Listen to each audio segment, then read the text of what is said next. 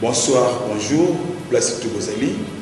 Na mikili ya poto na bosani mbote mingi na niveau awa ya biso Kitasa etandi mobimba ya Congo mbote mingi bandeko balandi ya biso bana mboka obo mesana kwanda biso na sango ya Congo TV Nzambe abatela bino ya bino mabota ezala fama bien to solo lelo mai matali politique mboka na biso na sengi na bandeko tu boyoka yokate bopesa confiance na chef de l'État garant ya mboka commandant suprême kalamigité bokozwa sango elamu pe bokobeta ba sifflet bokobina bopesa confiance ya mingi na ya mboka o na biso bino boye tribalisme ezala musika mokongo muyanzi mumbunda choyeli congolais partout tozali ba congolais o eza problème ya parti politique tezali intérêt général ya peuple congolais to sangana comme un seul homme to défendre mboka na biso Congo ekobunga Congo ekobima na baumbu vraiment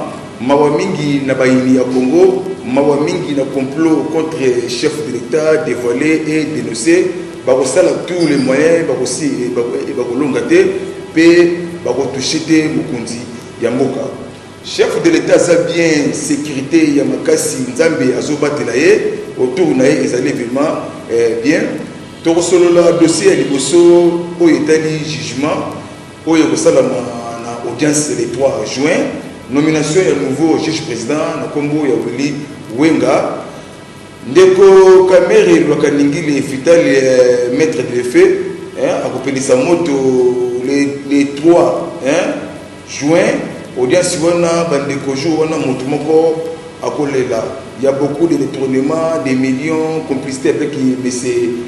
Jamal Sami il y a une condamnation ndenge mokona Vital Kamere parce que na biso ba uté koloba il faut que ça la autopsie na niveau étranger ba vérité il y a liwa il y a juge président papa Raphaël Yani en plus si ba sengi sécurité ezala il y a makasi vraiment baba tela bango parce que les 3 juin on a biso bino bandeko botelema boyoka te yoka na ye pona ko fortifier bino to simba na la main dans la main basalaki tous les moyens et simbité les sous dossier il y a Tambwe Mwamba Alexis a sali violation il y a article 151 de la constitution alinéa 2 bapesa qui est des propositions à pour honneur ou na humiliation ya poni eloko moko te mututu azana se ya mibeko ya mboka alinga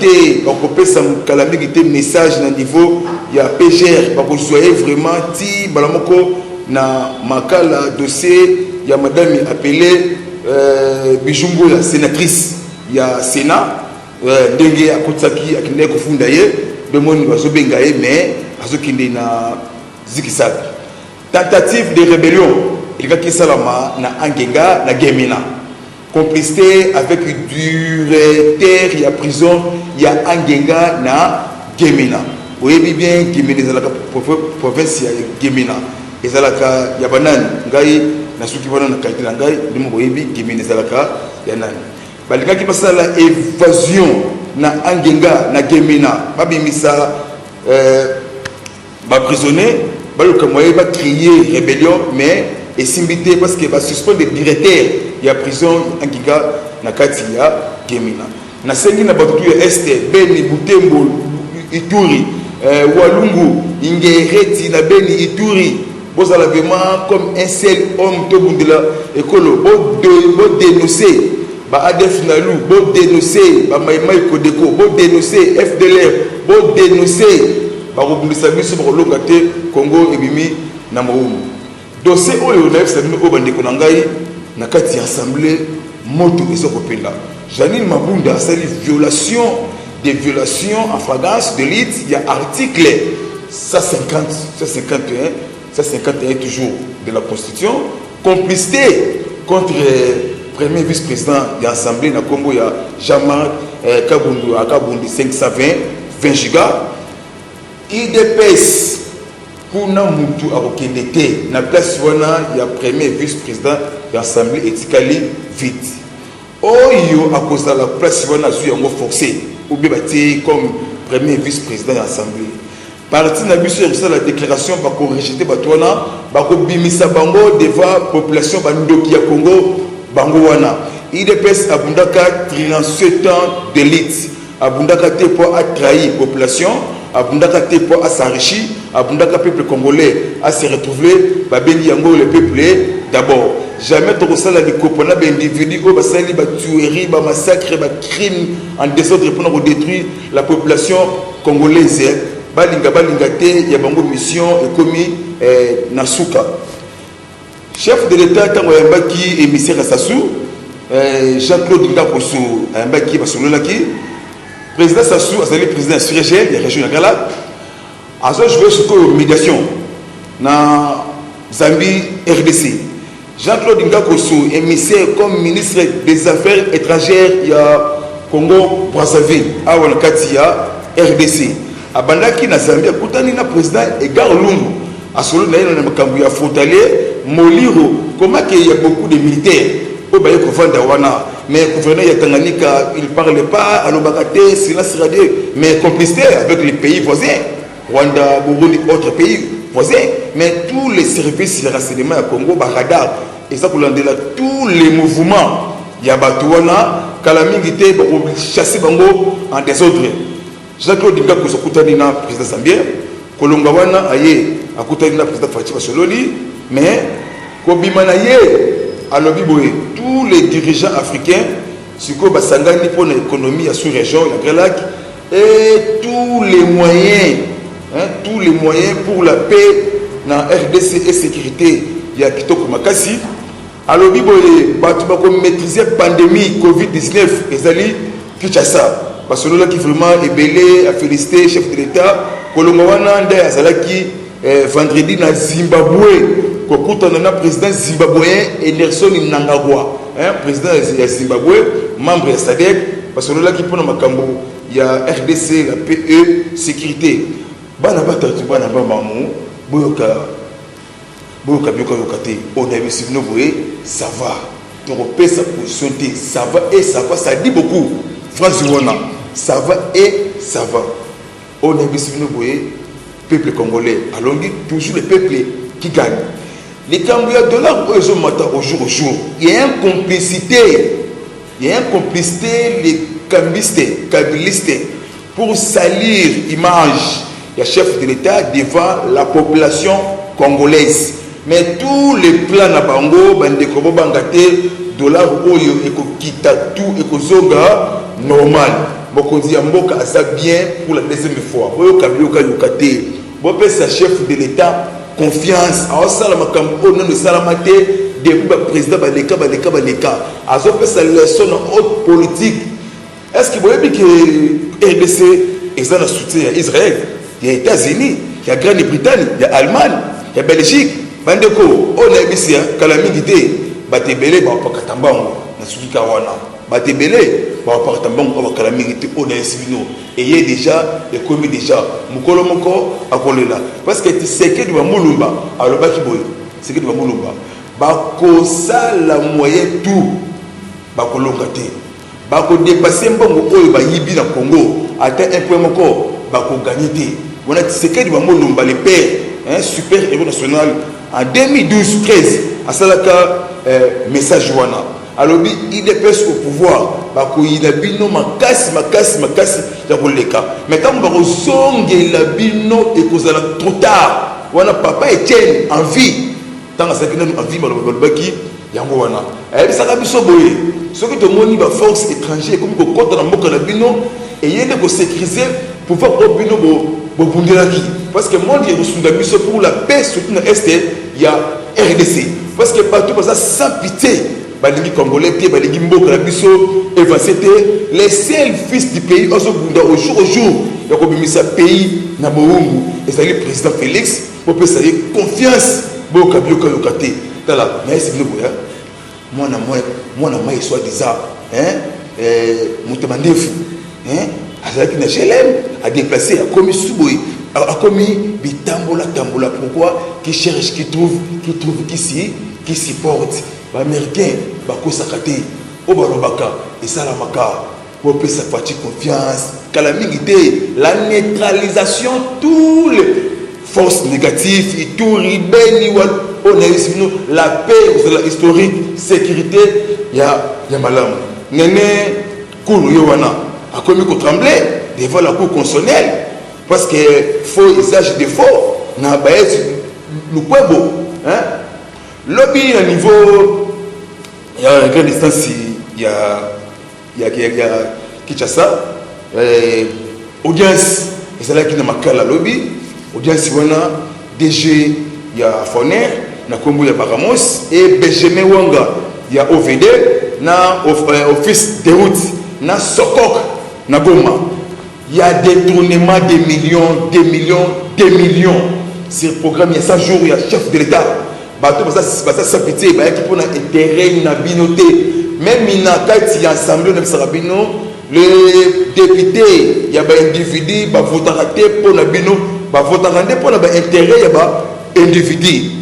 Nakati wana OVD Benjamin Wanga azala déjà na makala soko ko na ngake na Goma asa na niveau ya makala Foner Foner ko wana parce qu'il y a détournement na kati Foner mais le peuple congolais a souffert matin midi soir moko na biso isa bien mais bato o balingité tala kanambi politique Kazembere ayebango c'est fini pour lui parce que Herman Cohen a bomba quitté ayebsaka Kabila boye abandonné tika libela politique ya Congo parce que ces pays a joué ce qu'on kangayo ko charger contre eux mais il politique Kanambe Kazembere Kabila a yokate toujours orgueil na kati ya pays mais ce qu'on yo orgueil et silio orgueil et silibino les pires arrivent bientôt bino de la force wana besoin pour la sécurité pour la population congolaise besoin pour la écolo ya peuple congolais soutien na armée congolaise partenariat la RDC l'instauration sécurité définitive dans tous les tandis ya RDC calamité comme pour moi que président ya vita na kombo ya tango fort a autre démissionné a yebi pourquoi a démissionné pourquoi complicité avec les forces négatives, les officiers na biso, complicité avec les forces négatives. Na zone na simamuki na kati ya Tanganyika. Gouverneur ya Tanganyika na Kombo ya Zoé politique Kanambe. Comment que les militaires zambiens ba yeko vendre na sol ya Congo na Moliro silence radio ni ko kende na parti ya Zambie pour le moyen pour négocier. Ezati. Même ba député provincial au Basakuna Barobakate kolia bambongo kosala bavanti mais il y a beaucoup de mots okufaki na Moliro Poeto moba bandako batumbi babomi batuebele bapier population bloko na bango boko sala tout bolonga te histoire se répète pourquoi Pharaon l'Égypte a sala tentative même si élimination contre bana Israël et Simbati main rouge bakataka contre terre promise ya biso main rouge na biso yango terre promise na biso zali 60e anniversaire il y a indépendance mois de juin parce que Peter Pam envoyé spécial de l'américain dans la région ya Grand Lac ba ça Kabila boy bima kede na bambongo na yotu mais Kabila a sali tout mangongi mais sikoyo États-Unis ba accélérer pour la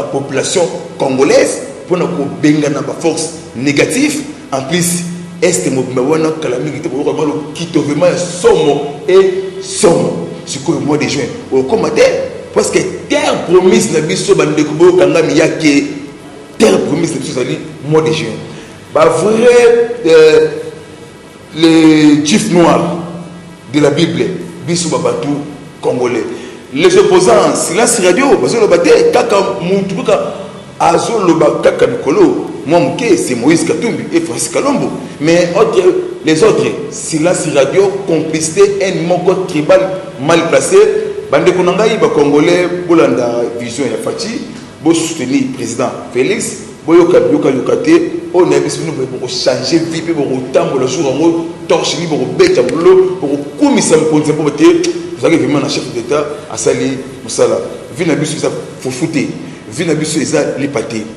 vie na biso ezali sociale, la paix d'abord, sécurité, ata oliété, mais on a la kimia na goma na butembo, c'est ça pays ndeki tamboloka partout. On est ici venu boué, Basili, André Kimuta Yango azalaka déjà une invitation na gestion de l'hôtel de ville. En plus si André Kimuta ndekonaye Jacques Gobila abetaka ye libre na média détenement à 67 millions ou atiki dette na kati ya l'hôtel de ville a défi bambongo par-ci par-là na babanki ezali interdit na loi ya hôtel de ville. Ça déjà une invitation. Il y a beaucoup de détournements, mais c'est Macron économique. Il y a Rolobate. À Tonga, université, ceux qui m'appellent, il y a un niveau, il y a Maniama. Les bazars, mon frère, ici ça va, mais là-bas, chaos. Si vous comprenez la parabole, ici ça va, mais là-bas, chaos. Ça va et ça va. Bissoto gagné. Toujours le PP qui gagne. Biso toko sakate machine ya politique ya Congo ezali parti oyo de la bino parti des masses parti ya peuple congolais appelé IDPS bopé sa autorité à parti respect ce n'est pas le moment de division entre nous unité union fait la force to bundela image papa Etienne wa Mulumba ayebisaka biso le 31 juillet 2016 prenez-vous en charge ayebisaka biso to bosana ataka basé à Pembe alataka na monière ya noir na pantalon gris na bosana raté couleur wana nous avons biso na triomphal le 31 juillet 2016 ava atika biso unité amour bangonde bakei ba norvégien balingi bafongola baliboso bafongola ambassade norvégien awa na kati Kinshasa. Pourquoi? Parce que partenariat RDC et norvégien. Pourquoi? Parce que avancer vision du chef de l'État, parce que poussa beaucoup. Mais silence radio, nangambu FCC le popo bouge kangambi, moi suba lo baawa, exacté. Parce que monsieur Louakaningi le Vital Kamere risquera condamnation avec arrogance, impolitesse, indisciplinée. Hein? Comme menacer ba avocat de la République. Malobolobaki, le oyo écoutez au cher. Tu as menacé l'avocat de la République, des morts, tu as boyi ba mort.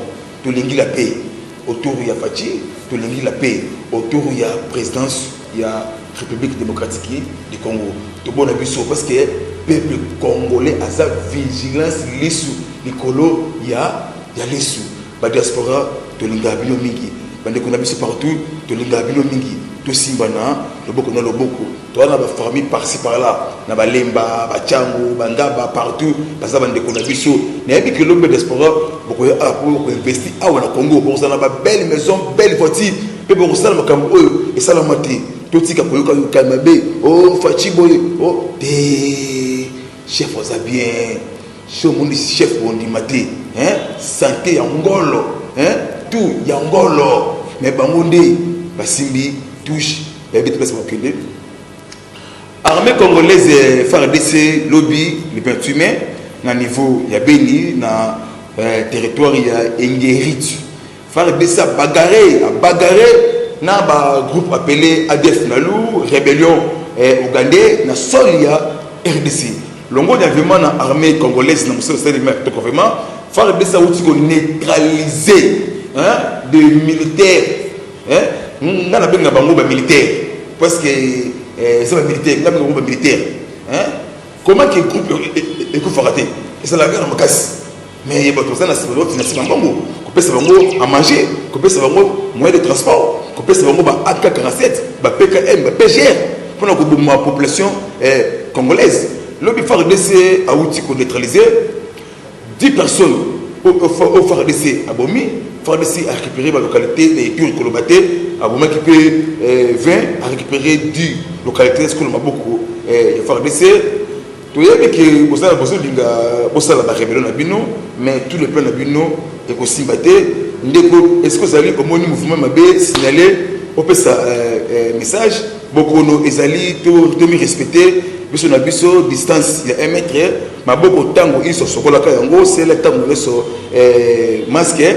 En plus, si désinfectants et Zalakabiso n'ont pas toujours, pas de rassemblement, to comme maloba konzamboka pona resukisa le ba suka on a bisi nous ça va bangondi ba kimi parce que les messieurs soit des Chine Rambo soit des Kanambe soit des Hippolyte je l'aime à débat pourquoi parce que ba ko le monde ba soya ko sumare congolais ba député il y a RDC ba outi ko accuser ministre de la défense pourquoi parce que ration il y a militaire et comme raté mbongo et comme raté ba député ba le faut longola ministre de la défense wana de azali complicité na Hippolyte Kanambe bana ba député ya est ndenge ba lobi le ko wana unité union fait la force calamité beaucoup zo sango et l'amour pour l'angai nzambi abatela bino merci vraiment batata ba mama bana to simbana la main dans la main to kate yoka to pesa confiance la fati to pesa confiance la première dame maman Denise Nyakero Tshisekedi maman Marti Kasalo nzambe wani asimba yo abatela yo omona vraiment mani pacifique et si peu omoni yango molimo ya cheni en tout cas nzambe merci vraiment mais moi yango vraiment équitablement et ça la makambo il y a vraiment beaucoup de côté ils ont fait la force vraiment merci vraiment au revoir. Eshima, votre magazine qui bat au rythme de l'actualité. Une réponse à vos besoins en information, un éclairage dans divers domaines. Impartial, documenté, instructif. Eshima, au cœur de l'info. Retrouvez la nouvelle édition. Leadership, gouverneur Richard Mouyej, le plébiscite de Forbes. Politique, le système politique africain. Alternance et organisation de partis politiques, les opposants, nouvelle force du pouvoir. Interview, Jean-Marc Kabonde, l'UDPS ne cédera pas au chantage. Baudouin Mayo, au nom de quoi on nous impose la machine à voter. India Omari passe en revue le meeting du FCC. Province, les lois là-bas, coffre-fort de réserve minérale. Sud Kivu, l'impulsion salvatrice de Maître Nyamugabo. Économie, budget colossal de l'État, réalité et promesses. BIAC, 2 ans après, toujours pas de repreneurs. Afrique, le poids des organisations africaines. International, la Cour pénale internationale en sursis. Dr Mukwege, un prix Nobel politisé. Retrouvez l'intégralité du magazine Eshima dans les kiosques. Eshima Magazine, un nouveau standard d'information.